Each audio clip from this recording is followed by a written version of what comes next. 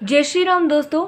आज की वीडियो में हम जानेंगे कि केदारनाथ को आखिर क्यों जागृत महादेव के नाम से भी जाना जाता है। तो चलिए शुरू करते हैं आज का वीडियो और इस कहानी को सुनते हैं। एक बार एक शिव भक्त अपने गांव से केदारनाथ धाम की यात्रा पर निकला। पहले यातायात की सुविधाएं तो होती नहीं थी, वह पैदल ही निकल पड़ा। रास्ते में जो भी मिलता उससे केदारनाथ का मार्ग पूछ लेता। मन में भगवान शिव का ध्यान करता रहता। चलते चलते उसको महीनों बीत गए। अंतिम में एक दिन वह केदारनाथ धाम पहुंच ही गया। केदारनाथ के मंदिर के द्वार 6 महीने खुलते हैं और 6 महीने बंद रहते हैं। वह उस समय वहां पर पहुंचा जब मंदिर के द्वार बंद हो रहे थे। पंडित जी को उसने बताया कि वह बहुत ही दूर से आया है। इस बात पर पंडित जी ने कहा कि कोई बात नहीं, अब तो द्वार बंद हो रहे हैं। पंडित जी कहने लगे कि बहुत दूर से महीनों की यात्रा करके अगर तुम आए हो तो कोई बात नहीं, तुम 6 महीने का इंतज़ार कर सकते हो।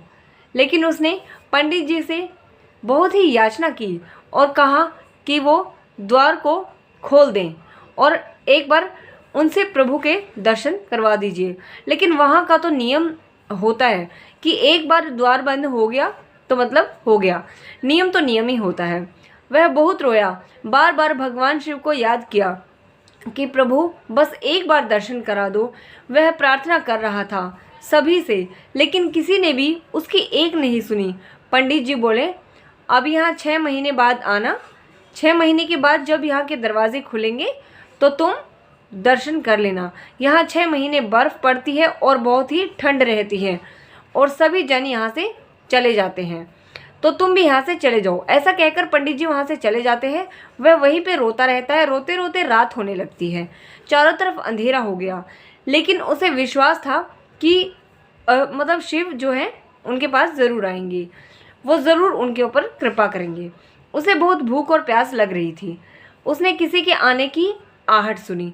अचानक से उसके कानों में एक आवाज़ पड़ती है और कहीं ना कहीं उसे एक आहट जैसा महसूस होता है। उसने देखा कि एक सन्यासी बाबा उसकी ओर आ रहे हैं। वह सन्यासी बाबा उसके पास आए और पास बैठ गए। पूछा, बेटा तुम कहाँ से आए हो? उसने सारा हाल कह सुनाया और बोला, मेरा आना यहाँ पर व्यर्थ हो गया बाबा जी। बाबा जी ने उसे समझाया और उसको खाना भी दिया और फिर बहुत देर तक बाबा उससे बातें करते रहे।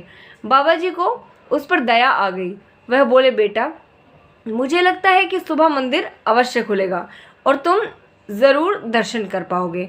बातों बातों में इस भक्त को न जाने कब नींद आ गई, उसे पता ही नहीं चला। सूर्य की मुद्दम प्रकाश के साथ भक्त की आंखें खुलती हैं। उसने इधर उधर बाबा को देखा किंतु वह कहीं भी नहीं थे। इससे पहले कि वह कुछ समझ पाता उसने देखा कि पंडित जी आ रहे हैं और अपनी पूरी मंडली भी साथ में लेकर आ रहे हैं। अर्थात जब वो सुबह उठता है तो उसने देखा कि बाबा तो कहीं मिलते नहीं हैं, लेकिन पंडित जी आ रहे हैं और वो भी अपनी पूरी मंडली के साथ। पंडित जी तो ये बोल के गए थे कि 6 महीने तक यहाँ पर बहुत बर्फ़ पड़ती है, तो तुम भी यहाँ से चले जाओ, हम भी जा रहे हैं। तो पंडित जी क्या करने के लिए वापस आ रहे थे? तो वो इसी सवाल में डूबा रहता है। उसने पंडित जी को प्रणाम किया और बोला, कल आपने तो कहा था कि मंदिर 6 महीने के बाद खुलेगा और इस बीच कोई नहीं आएगा यहाँ पर, लेकिन आप तो सुबह ही आ गए। पंडित जी ने उसे गौर से देखा और पहचानने का प्रयास किया और पूछा, तुम तो वही हो ना जो मंदिर का द्वार बंद होने पर आए थे, जो मुझे मिले थे? 6 महीने होते ही वापस आ गए तुम? उस आदमी ने आश्चर्य से कहा, नहीं, मैं कहीं नहीं गया। कल ही तो आप मुझे मिले थे, रात में ही तो मैं यहाँ पे सो गया था, मैं कहीं भी नहीं गया। पंडित जी के आश्चर्य का कोई ठिकाना ही नहीं रहा। उन्होंने कहा, लेकिन मैं तो 6 महीने पहले मंदिर बंद करके गया था और आज 6 महीने पूरे होने के बाद मैं वापस आया हूँ। तुम 6 महीने तक यहाँ पर जिंदा कैसे रह सकते हो? पंडित जी और उनकी सारी मंडली हैरान रह गई। इतना ठंड में, इतनी बर्फ़ में कोई व्यक्ति कैसे जीवित रह सकता है? उनको थोड़ा सा ये बात सुन के अटपटी लगती है। तब उस भक्त ने उसको सन्यासी बाबा से मिलने की और उनके साथ की गई सारी बातों की जो वृतांत है उनको सुनाया।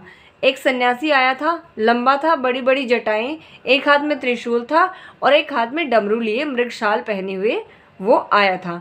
पंडित जी और सब लोग उनके चरणों में गिर गए। बोले, हमने तो जिंदगी लगा दी किंतु प्रभु के दर्शन ना कर सके। सच्चे भक्त तो तुम हो। तुमने तो साक्षात भगवान शिव के दर्शन किए हैं। उन्होंने ही अपनी योग माया से तुम्हारे 6 महीने को केवल एक रात में परिवर्तित कर दिया है, कालखंड को छोटा कर दिया है।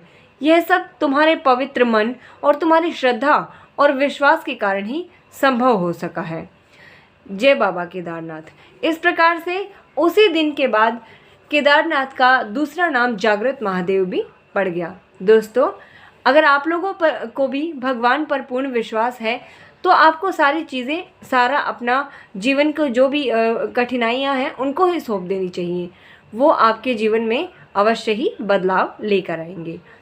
जय श्री कृष्णा, राधे राधे। अगर आप लोगों को ये कहानी पसंद आई हो तो प्लीज़ इसे लाइक और शेयर कीजिएगा, साथ ही सब्सक्राइब कर लीजिएगा हमारे चैनल को ऐसे ही और वीडियोस देखने के लिए। मिलते हैं नेक्स्ट वीडियो में, तब तक के लिए जय श्री राम, ओम नमः शिवाय, जय श्री कृष्णा, राधे राधे।